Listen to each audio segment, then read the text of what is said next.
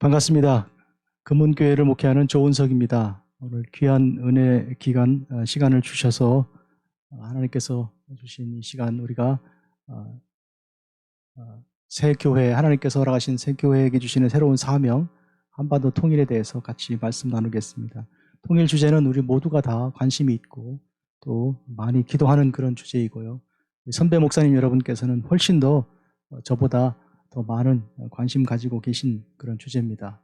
그리고 인터넷 발달로 인해서 누구만 가지고 있는 정보도 따로 거의 없는 이런 시대를 살고 있기 때문에 누가 이런 강의를 한다는 것이 굉장히 별로 유익성이 있을까 이런 염려가 될 만큼 챌린지한 일입니다. 근데 이런 기회가 있어서 우리 한번 다 같이 우리 미국 장로교 NCKPC 창립 50주년을 맞아서 희년에 하나님의 허락하신 이 일을 깊이 생각하는 그런 계기로 허락하신 줄 알고 순종하면서 한번 이렇게 말씀을 먼저 드립니다. 한반도 통일은 우리에게 굉장히 큰 주제인데요. 분단이 얼마나 슬픈 일인가. 수많은 이산 가족들이 있고요. 고통 가운데서 명절 때마다 아니 중요한 순간마다 눈물을 지으면서 북에 있고 남에 있는 식구들을 생각하는 그런 고통스러운 그런 우리 삶의 내용이 됐습니다.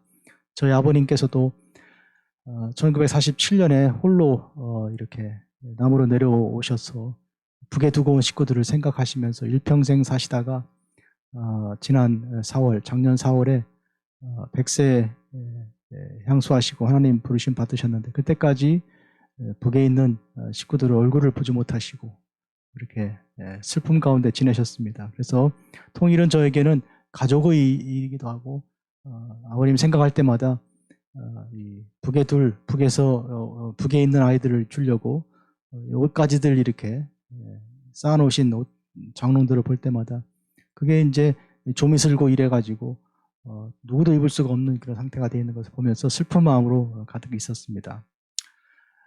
저는 제가 중학교 과정을 고등국민학교를 다녔는데요. 저희 가정이 좀 어렵기도 했고 그런 적이 있고 저희 아버님이 또 그 학교에서 성경을 가르치시기도 해서 그랬습니다. 근데 그 학교를 여러분 아시는 함석헌 선생님이 설립하셨고 또 장준하 선생님이 와서 같이 또 오셨고요. 개운재 선생이 학교 교장으로 계셨어요. 그래서 제가 그 학교에서 토요일마다 함석헌 선생님 데려오셔서 거의 매주 토요일 오셔서 이렇게 역사 강의를 해주시고 뜻으로 본 한국 역사나 또 돌베개 이런 책들을 읽으면서 민족에 대한 그리고 통일과 이런 비전에 대한 생각을 많이 했고요. 특히 함 선생님이 쓴 뜻으로 본 한국 역사 원래 원제는 이제 성서적 입장에서 본 이제 한국 역사 이런 뜻인데요.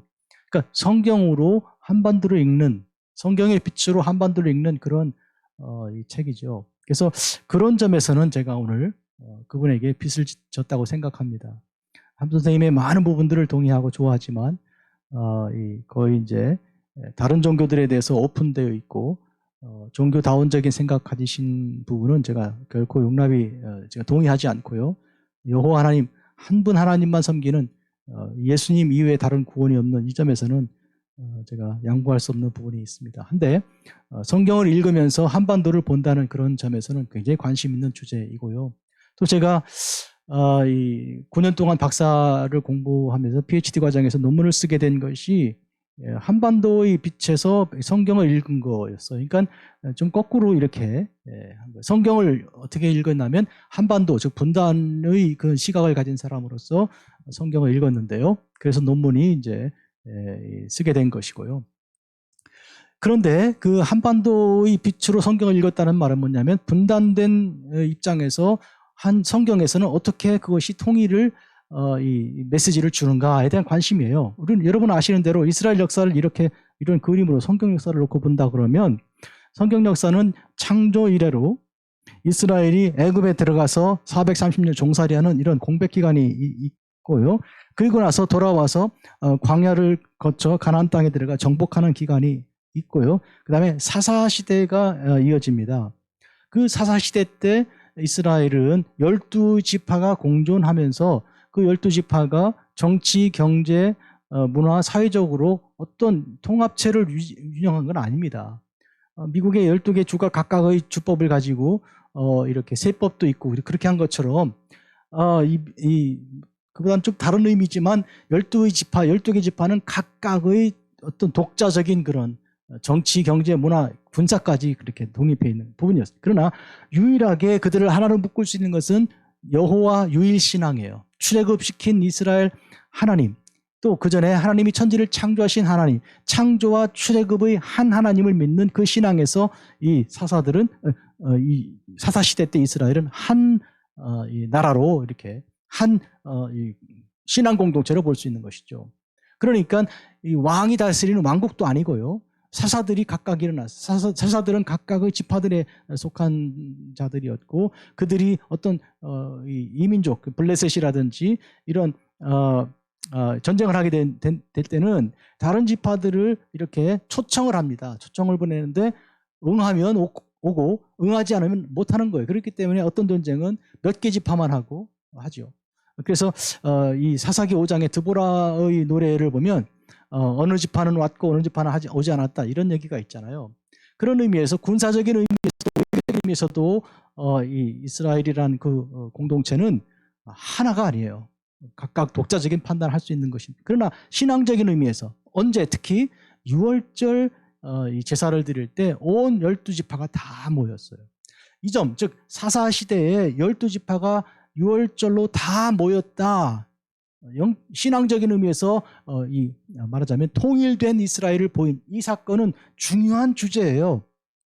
왜냐하면 이후에 솔로몬이 죽은 다음에 나라가 북쪽 이스라엘과 유다로 분열되는 역사가 일어나잖아요. 그 전에 사울과 다윗, 솔로몬을 거친 통일왕국의 시대가 있었죠. 그런데 통일왕국 시대에도 사사시대 때 있었던 그런 12지파가 다 모여서 이 6월절을 지키는 그런 종교적인 의미에서의 통일이 이루어지지 않았어요. 그러니까 사울 때는 물론이고 다윗이나 솔로몬 시대에도 6월절을 12지파가 다 모인 적이 없다는 이런 슬픈 얘기예요. 그걸 우리가 어떻게 하는가 하면 여러분 요시야라는 왕이 있는데 이 요시야는 북이스라엘이 아시리아에 의해서 멸망당하고 그 다음에 북쪽에 있는 남아있는 이스라엘 사람들을 사마리아 사람들로 이렇게 부르는 그 시기의 어느 시점에 요시야 왕이 종교개혁을 해요. 그때 종교개혁하면서 결정적인 하이라이트가 뭔가 하면 12지파가 다 모인 6월절 행사를 하는 거거든요. 그래서 열왕기서와 역대기서에서 이 사건을 어떻게 평가하는가 하면 요시야 왕처럼 6월절을 지킨 왕이 없었는데 사사시대 이후로 사사시대 때 특히 사무엘이 한 마지막 사사잖아요. 사무엘이 마지막 사사였는데 사무엘이 이스라엘과 함께 했던 그 마지막 6월절 이래로 아무도 이전에 한 적이 없다. 이렇게 평가를 해요. 열왕기서와 역대기서에서. 그 말은 무슨 얘기인가 하면 앞에 사울도 다윗도 솔로몬도 물론 통일왕국 때 그리고 분열왕국 때 북이스라엘과 남유다의 이런 공존 기간 동안에도 당연히 서로 이제 싸움을 이게 서로 갈등 관계였으니까 주로 12지파가 다 모여서 6월절을 지킨 일이 없다는 것이죠. 이후에 아시리아가 북이스라엘을 멸망시키고 난 히스기야 때 이후에 요시야 이를 때까지도 그때까지도 당연히 북쪽 사람들은 많이 끌려가기도 했지만 이 북쪽 사람들이 내려와서 남쪽으로 화합하는 그런 일이 초대받은 일이 없다는 것이죠. 요시야가 유일했다 그런 얘기. 그래서 요시야 개혁이 통일을 말할 때는 굉장히 중요한 주제예요. 그러면 이스라엘이 솔로몬이 죽음 이후에 분열된 것이 하나로 통일되는 것이 중요한 주제가 왜 중요하냐 이렇게 말한다 그러면 이거는 어마어마하게 중요한 주제예요. 예를 들면 예레미야나 에스겔이나 여러 예언자들의 그 비전 속에 하나님께서 주신 것은 이스라엘의 12지파가 다 모여서 통일된 한 나라가 되는 것에 대한 그 주제를 메시아가 올 텐데 메시아가 하는 귀한 사역 중에 하나로 잡은 거예요. 물론 메시아가 하는 큰 사역이 제일 중요한 것은 그가 이스라엘만 아니라 온 유다만 아니라 온 이 세상을 위해서 피 흘려 죽음으로써 그가 채찍에 맞음으로 우리를 낫게 하는 그 우리는 온 세상을 다 포함시키는 그런 점에서 인류 구속의 은혜를 베푸는 이 메시아가 오는 것을 기다린 것이죠. 제일 중요한 주제예요.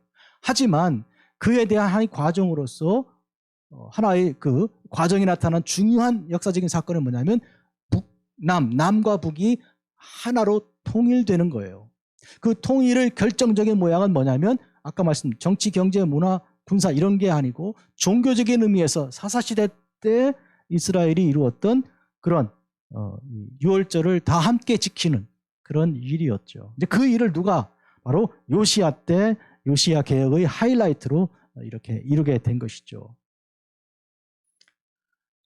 그리고 이 사실은 예수님에게서 이어지는 그런 중요한 사역의 내용입니다. 요시야가 종교 개혁을 하면서 이 성경 말씀을 성전에서 발견하죠. 그때 그 성경은 그 hil기야라는 제사장이 요시야의 명령을 받아 왕의 명령을 받아서 성전을 청소하던 중이었어요. 그만큼 성전이 버려진 거였죠. 뭐 제사가 제대로 이루어졌겠어요? 성경 말씀을 제대로 가르치는 하나님 말씀대로 순종하는 그런 일이 있었겠어요? 다 무시당하고 성전은 우상들로 가득했고요. 여호와 하나님의 이름은 잊혀졌고요.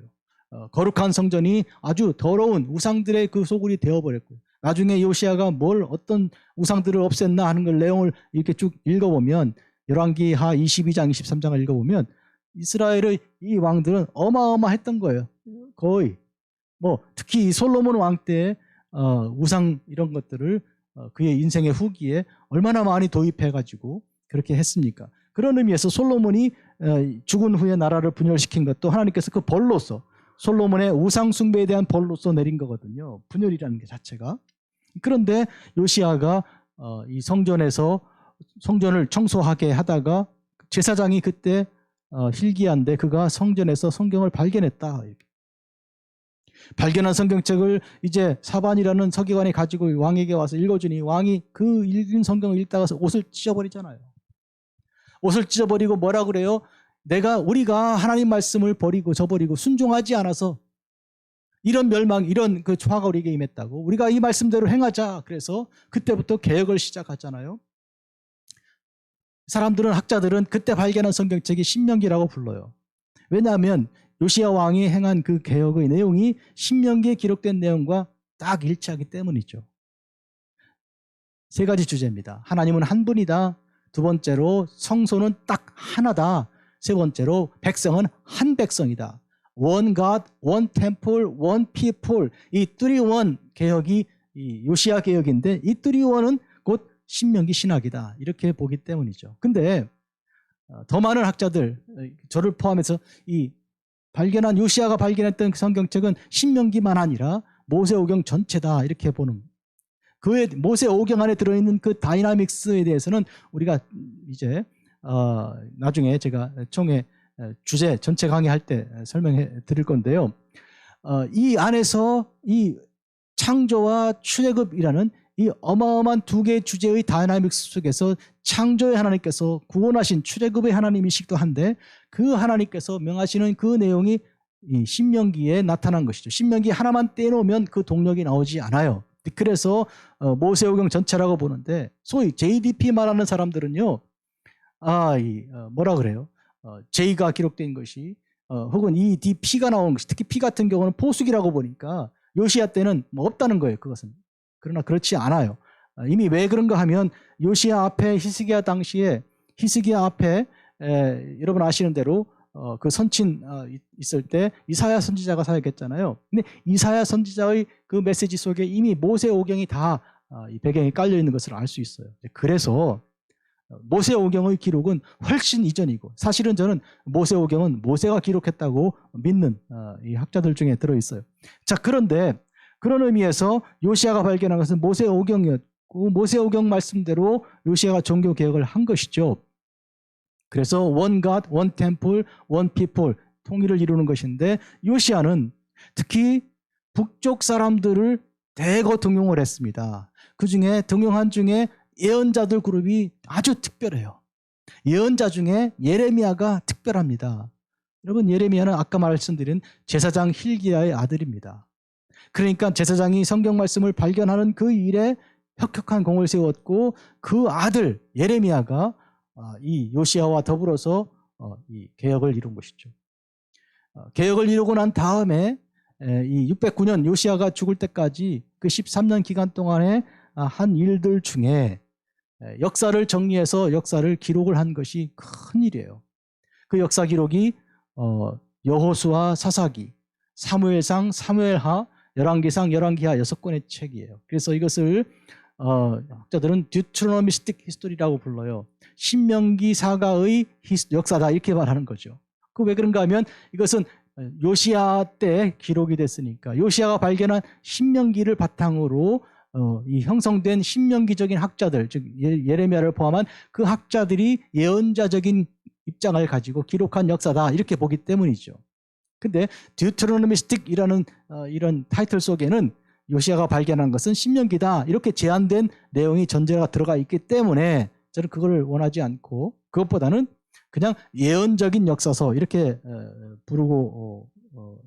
저는 부르고 싶습니다. 자, 이 예언적인 역사서의 주도는 바로 예레미야가 주도했어요. 그래서 예레미야는 이 스바냐 또 하박국, 요엘 이런 그 예언자들과 같이 합력해가지고 5명의 예언자들이 역사서를 기록을 하는데 여호수아부터 열왕기하까지. 그럼 이 주제는 뭐예요? 어떤 주제인가요? 어떻게 해서 가나안 땅에 이스라엘이 들어올 수 있었나? 그리고 들어온 가나안 땅이 어떻게 해서 쫓겨났나? 그래서 가나안 땅을 중심으로 놓고 볼 땐 인 그리고 아웃 이야기하는 것이 바로 소위 예언자적인 역사서의 내용입니다. 언제 그들이 들어갈 수 있었는가 하면 하나님의 성별하심과 하나님의 파송하심과 안식하심을 따라 들어간 것이죠. 성별과 파송과 안식이에요. separation, placement, rest에 무슨 얘기인가 하면 하나님께서 이스라엘을 애굽에서 분리시켜 separation 하시고 가나안 땅에 placement, 파송하시고 거기서 예배로 안식하게 하셨죠. 가나안 땅에 가서 할 일은 안식하는 일이에요. 그래서 우리가 요단강 건너가만 날이 찬송가도 부르듯이 이스라엘이 애굽을 빠져나와 광야를 지나 요단강 건너 가나안 땅 가는 것을 인생의 역전으로 보는 거예요. 그래서 영원한 구원의 내용으로 보는 거잖아요. 이 역사 속에 들어있는 것이죠. 그래서 이 세상을 애굽 같은 세상을 떠나서 광야 우리 신앙생활을 거쳐서 요단강 건너 마침내 며칠 후 요단강 건너갔을 때 우리도 만난다. 이렇게 되는 거거든요. 그런데 이것이 SPR로 되는 거예요. Separation, Placement, Rest 이런 3단계로 되어 있는 거예요. 분리시키시고 그리고 가나안 땅에 파송하고 안식하고. 그런데 이 내용은요. 그냥 그것만 있는 게 아니고요. 하나님께서 천지를 창조하신 하나님의 그런 사역에도 3단계로 들어있는 내용이에요. 대초에 하나님이 천지를 창조하시니라 하고 창세기 1, 2장이 나오잖아요. 이 이야기는 누가 기록했죠? 예, 모세가 기록한 것이죠. 그럼 누가 이 첫 번째 독자가 되고 교육을 받은 사람들이 됐나요? 이스라엘 사람들입니다. 언제 있는 이스라엘인가요? 애굽에 있는 이스라엘이죠. 애굽에서 하나님께 부르짖을 때 하나님께서 모세를 파송하지 않았습니까? 그때 창세기를 기록하게 하셨는데 특히 창조 이야기죠. 만약에요, 이 창조 이야기를 이스라엘이 들을 때 아니 태초에 그러면 우리가 왜 태초 얘기를 들어야 되는가? 하나님이 천지를 그 얘기가 우리하고 무슨 상관이 있는가? 이렇게 말할 거예요. 그러나 과거는 현재가 될 때 기억할 가치가 있는 거예요. 유키엘 케르가 한 말인데요. 현재가 될 수 없는 과거는 기억할 가치가 없다. 공포와 전율이라는 책 아브라함 얘기를 쓰면서 말한 거예요. 우리가 아브라함을 공부하는 까닭은 그때 아브라함이 하나님께로부터 명령을 받고 아들 이삭을 독자를 바쳐야 되는 그것을 공포와 전율로 들었던 그것을 오늘 우리가 왜 공부해야 되는가? 이것은 오늘 우리의 문제이기 때문이다. 현재가 되는 것이기 때문이다. 그런 얘기거든요. 그러니까 태초 이야기가 애굽에서 종살이하는 그들에게 선포될 때는 그 태초에 일어난 일은 현재가 되는 과거이기 때문이에요. 태초에가 현재가 되는 과거는 무슨 얘기인가요? 태초에도 하나님은 분리와 파송과 안식 방법으로 천지를 창조하셨는데 그 방법으로 우리를 구원하신다. 말씀드렸잖아요. 애굽에서 분리, 파송, 안식하신다고. 가나안 땅에 파송, 안식하게 하신다고.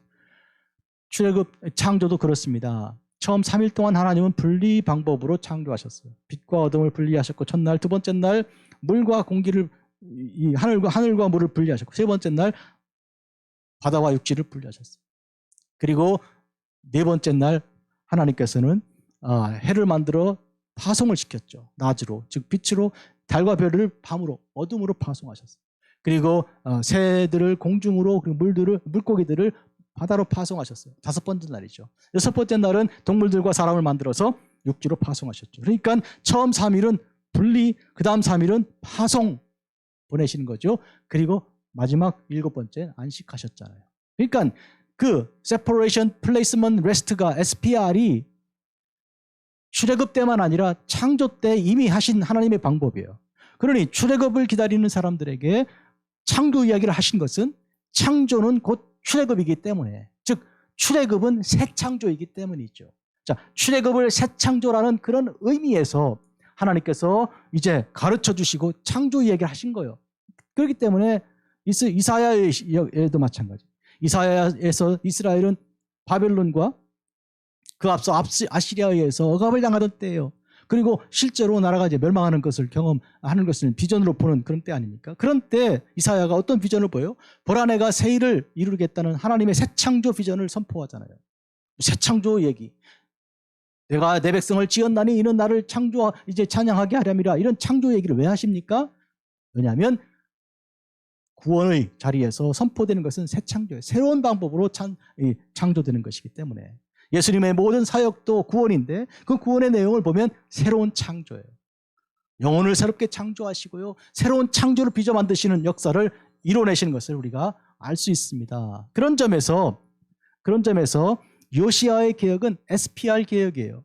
분리시켜내고 파송하고 안식하는 그런 방식으로 개혁을 한 것이죠. 그런 점에서 요시아가 분리시킬 때 어떤 분리를 시켰나요? 철저하게 자기의 세력만, 어떤 자기 식구들만 감싸는 그런 소아적인 생각을 버리고 잘라내버리고 대아적인 차원으로 파송하는 파송은 그 자리에서 사명까지 포함하는 거예요. 세퍼레이션하고 파송하는 데까지 가는 걸 포함시킨 거죠. 그리고 예배 안식을 통해 통일을 이루게 같이 공동체 유월절을 지킴으로 가능한 것이죠. 이쯤이면 우리가 그러면 요시아에 대한 평가가 사사시대에 이르러 아무도 하지 않은 유월절을 했다, 이런 평가를 열왕기하, 역대하에 기록됐다 그러면 궁금한 게, 다윗은 그 훌륭한 다윗이 그러면 유월절을 안 지켰다는 얘기인가, 이런 얘기가 되잖아요. 다윗은 못했습니다. 다윗이 못한 거 있어요. 근데 그 유월절을 못 지킨 거예요. 그럼 왜 그랬을까? 다윗에게는 요압이라는 사람이 있어요. 다윗이 죽으면 솔로몬에게 유언할 때요, 열왕기 상 2장 1절에서 9절까지 보면 이 유언인데, 이 유언에 뭐라 그러냐면 요압을 반드시 편안하게 죽지 못하게 해라, 자연사하지 못하게 해라, 이렇게 얘기해요. 왜냐하면 두 가지 일로 그랬다. 왜냐하면 열왕기 상 2장 5, 6절을 보면 수르의 아들 요압이 내게 행한 일고 이스라엘 군대의 두 사령관 네리 아들 아브넬과 에델의 아들 아마샤에 한 일을 내가 알거니와 그가 그들을 죽여 태평시대 전쟁의 피를 흘렸다. 태평시대, 이거는 뭐냐면 샬롬의 때에 전쟁으로 피를 흘렸다. 지금 다윗이 추구하던 것은 샬롬, 평화였어요. 무슨 평화입니까? 북과 남이 하나가 되는 것이죠. 아시는 대로 사울이 다윗을 추격할 때 다윗이 도망다니던 일이 사무엘상 얘기, 전체 그런 얘기인데, 나중에 유다 사람들이 와서 유다 사람들이 다윗을 왕으로 삼잖아요. 7년 반 정도 그렇게 유다의 왕이 됩니다. 그런데 문제는 앞으로 사울을 지지하는 그 10개 지파 사람들을 같이 아울러야 되는 그런 대의가 있는, 그래야 하나가 되니까. 그런데 그 북쪽 사울이 죽은 이후로 이스보셋이 왕이 됐고, 이스보셋의 군대 장관이 아마 이 아브넬인데, 이 아브넬이 무슨 마음 품었는가 하면, 이스보셋 갖고 안 되겠다, 다윗이 왕이어야지, 그런 마음 갖고 남쪽으로 내려온 것이죠. 내려와서 다윗과 얘기합니다. 저와 같이 계약을 합시다. 제가 북쪽을 당신의 손에 넘겨드리겠습니다. 하나님의 뜻이 그거 아닙니까? 그 다윗이 좋다, 그렇게 하자. 그렇게 하고 아브넬이 가는 거예요. 그런데 요압이 사람 보내서 아브넬을 불러오고 찔러 죽이지 않습니까?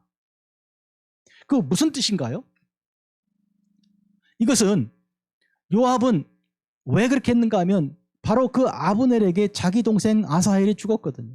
아사헬이 추격하니까 아브넬이 나 쫓아오지 마라, 난 너하고 싸우고 싶지 않다.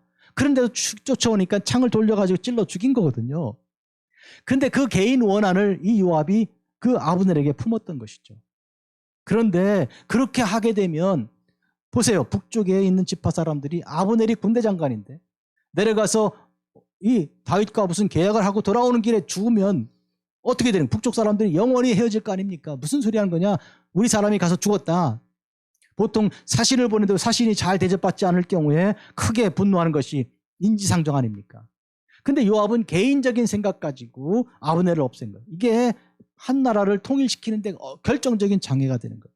두 번째는 뭐냐면 아마샤입니다. 아마샤를 죽였어요. 이 아마샤는 누구였냐면, 여러분, 그 다윗 왕을 죽이기 위해 일어난 그런 반란이 몇 개 있는 중에 하나가, 제일 큰 반란이 다윗 아들 압살롬이 일어났잖아요. 압살롬이 얼마나 크게 일어났는지 다윗이 그 맨발로 울면서 뻗어나가는 그 장면이 사무엘하에 기록되어 있죠. 그런데 그 압살롬에게 군대 장관이 바로 아마사입니다. 그 아마사를 요압이 찔러 죽이는 거예요.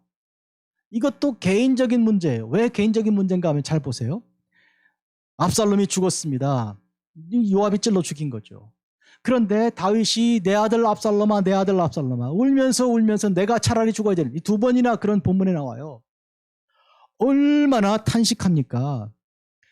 여기서 개인의 아버지, 아들을 잃은 한 아버지 모습을 보고 있는데 많은 분들이, 사실은 그게 아니고요. 다윗의 경우에 압살롬을 슬퍼하는 데는 이유가 있어요. 왜냐하면 압살롬이 그렇게 빠르게 힘을 얻게 된 데는 북쪽 지파들이 압살롬을 지지한 거예요. 이거는 존 브라이트라는 역사학자는 물론이고 제 논문에도 이 내용이 상세히 소개되어 있어요. 압살롬은 북이스라엘의 지지를 얻어서 빠른 속도로 다윗을 이렇게 한 거에 일어났던 것이죠. 그 중에 하나의 근거가 시므이라는 사람이 다윗이 도망할 때 나타나서 저주하는데, 그의 저주 가운데 이렇게 말해요. 그를 이어 내가 왕이 되었으나, 즉 사울을 이어 내가 왕이 되었으나 여호와께서 내 나라를 내 아들 압살롬 손에 넘기셨도다 하고 압살롬을 지지하는 발언을 하잖아요. 이 시므이는 북쪽 사울 쪽에 10개 지파를 대표하는 사람이거든요. 이로써 우리가 판단해야 하는 것은 압살롬이 아버지의 그 왕국 안에 들어있는 이 분열의 큰 세력을 등에 업고 아버지를 대항했구나. 그래서 그 세력이 크니까 쉽게 아버지를 무찌를 수 있었구나, 이렇게 생각할 수 있어요. 그런데 압살롬이 죽었을 때 아들을 압살롬을 통곡한 이 다윗의 마음속에는 한 아버지로서의 모습보다는 압살롬을 지지했던 사람들을 끌어안으려는 그런 노력이에요. 그래서 압살롬 내가 차라리 죽을 거, 이렇게 된 거예요. 그 앞서 아브넬이 죽었을 때 어떻게 했나요? 요압이 죽였을 때 다윗은 이 아브넬의 조가를 만들어가지고 사람들에게 가르치고 같이 울라고 통곡하라고 그렇게 한 거예요. 그래서 아브넬 너는 참 어리석게 죽었다, 이럴 수가 있는가, 이럴 수 있는가, 이렇게 한 까닭이 그렇게 해야 되는 거예요. 그래야 북쪽을 끌어안을 수 있잖아요. 겨우 그래서 끌어안아서 북이스라엘도 한 나라가 되어, 이 다윗을 왕으로 삼게 되지 않았습니까? 한마디로 얘기해서 다윗이 이렇게 통일 왕국을 끌고 가는 이 일에 있어서 그렇게 큰 의의를 이루기 위해 애를 쓰는 중에 그것을 사사건건 개인적인 감정으로 계속 끌어낸 것이 요압이에요. 그 요압을 다윗이 처리하지 못하고 죽을 때까지 있다가 아들 솔로몬에게 요압을 좀 죽여라, 이렇게 말한 것으로 보면 다윗은 평생 살면서 이 요압을, 분명히 친구입니다. 큰 힘이 된 사람이잖아요. 전쟁에 앞에 나가서 진두지휘하는 그리고 능력 있는 사람이죠. 근데 문제는 다윗의 그 소망인 통일을 계속 방해하는 결정적인 적으로 존재했던 것이죠. 그거를 네가 해결해라 하고 솔로몬에게 얘기하잖아요. 솔로몬은 과연 요압을 제거합니다. 그러면 다윗처럼 이제는 12지파를 다 모아서 유월절을 행사하며 이 사사시대 때 이루었던 하나님 통치, 신정 통치의 아름다움을 이루어내야 하는 거 아닙니까? 근데 요압을 제거한 솔로몬은 반대로 다른 이방신을 들여와서 하나님의 손에 의해서 나라가 쪼개지고 말잖아요. 북쪽이 나가고 남쪽이 망하잖아요. 참 아버지의 유언을 순종하긴 했지만 하나님께서 직접 그를 치시면서 그가 죽었을 때 나라를 분열시키는 일이 있었잖아요.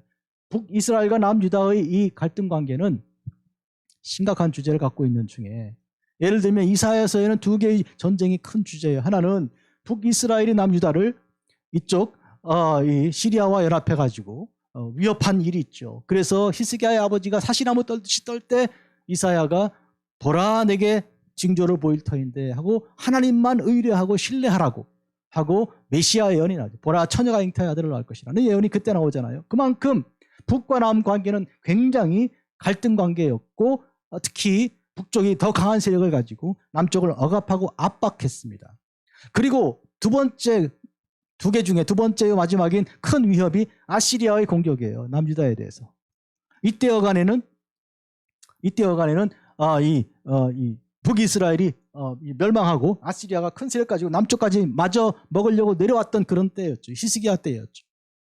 이제 그런 어간에서 우리가 알 수 있는 것은 통일한국 때만 아니라 분열한국 때는 더 말할 것도 없고 남북 관계가 통일의 그 길을 가기가 어려웠던 때였는데, 그런데 요시야가 아시리아가 멸망한 지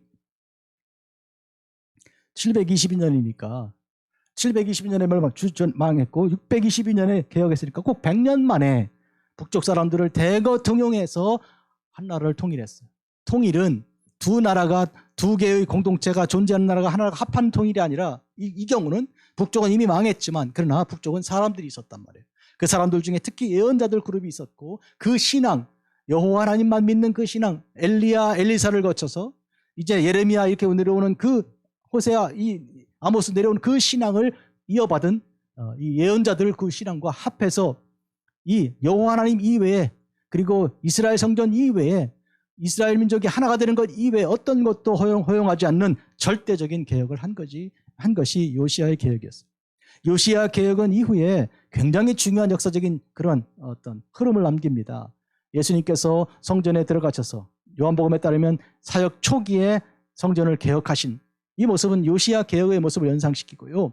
그리고 이제 마지막 호산나 입성하시면서 성전을 개혁하신 일도 예수님의 사역의 마무리도 요시야 개혁과 같은 그런 모습이었어요. 한 하나님, 한 성전, 한 백성. 예수님의 12제자도 이런 의미에서 하나의 통일된 이스라엘을 이렇게 미리 보이는 역사입니다. 이스라엘은 하나가 되는, 이게 왜 중요한 일입니까? 구원은 유대인에게서 난다. 유대인 예수님께서 구원자가 되셨다. 그런 뜻인데 이 구원은 세상에 전파되어야 할 구원이기 때문입니다. 한반도 당연히 하나님의 통일이 이루어질 것으로 믿습니다. 현실적으로는 불가능해 보일지 모르나 당위적으로는 가능한 것입니다. 왜요? 하나님의 뜻은 당위성 가지고 이루지 현실성 갖고 이루는 게 아니에요. 천지를 창조하실 때 땅은 혼돈하고 공허함이 흑암이 깊음이 있었다. 이거는 세상에 생물이 삶이 오늘 같은 아름다움이 존재할 현실성은 없는 것이죠. 근데 빛이 있으라부터 시작하신 하나님의 명령이 당위성이 되어서 존재하게 된 것이잖아요. 지금 통일도 마찬가지입니다. 불가능해 보이죠. 어떻게 그러나 가능합니다, 여러분. 이것을 믿는 것이 교회요. 이것을 선포하는 것이 교회입니다. 일제 때 광복이 우리에게 오리라고 믿은 사람은 거의 없습니다. 저희 아버지는 평안남도에서 독립운동하다가 43년에 붙들려서 순천경찰서에서 9개월 취조받고 평양형무소에 들어가서 사형을 3일 앞에 두고 해방돼서 나오셨어요. 다 정신없는 사람이라 그랬죠.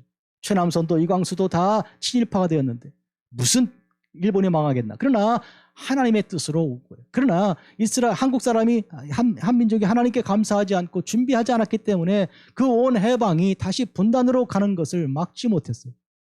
오늘 우리가 통일을 하나님이 주신 것으로 믿고 기도하고 준비해야 되는 가장 중요한 일은 뭐냐면 하나님이 통일을 주십니다, 여러분.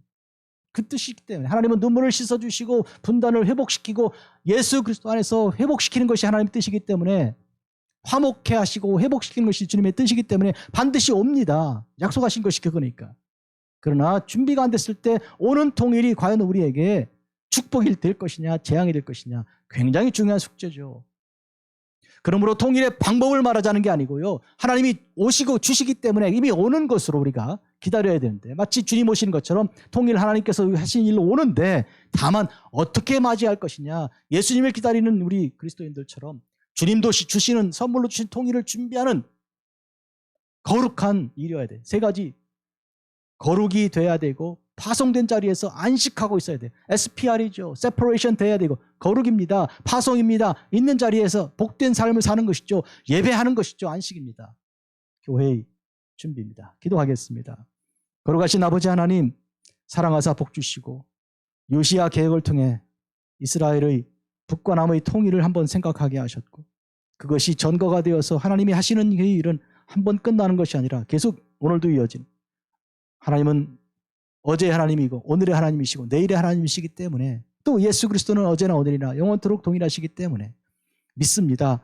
하나님 약속은 이루어질 것이고, 그 말씀은 오늘 우리 한반도를 통해 이루어질 것이고, 또 여러 가지 다양한 의미에서 분열을 겪고 있는 미국 땅과 전 세계가 또한 이와 같은 회복과 샬롬의 통일을 경험하게 될 터인데, 교회는 말씀으로 준비시키고 말씀으로 오는 축복을 받을 수 있도록 거룩함으로 준비케 하여 주시고, 있는 자리에서 복된 삶을 살며 예배하는 공동체로 살아가도록 통일을 기다리는 자들 되게 하옵소서. 예수님의 이름으로 기도합니다. 아멘.